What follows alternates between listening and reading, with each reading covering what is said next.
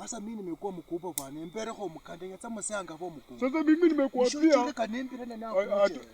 Nilikwambia kuja iti akuja atupe hiyo sababu za tupe kama mimi nimekuwa kwa shamba yangu nipande fruits bwana. Fruits kama hizo msanga. Kuja nikuonyeshe bibi babangu ananionyesha mali kama hapa hivi. Angalia shamba yote ameweka watu anakotesha nini shamba?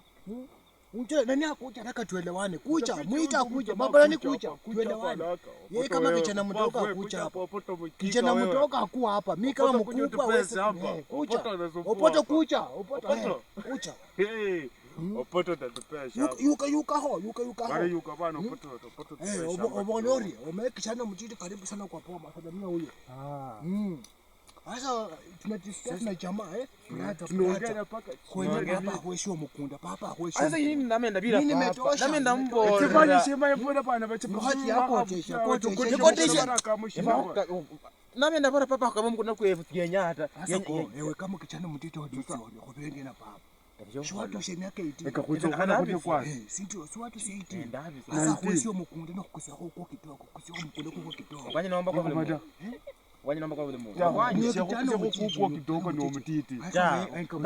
Kama ni ndio kidogo. Enga msana afwa hasa ni uzo kana khamukunda kuyenza kubona. Dawe. Enga sokhala khola.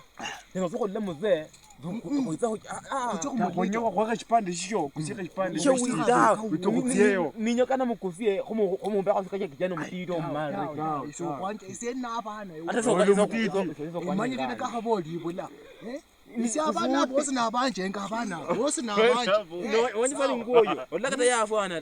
Sawa.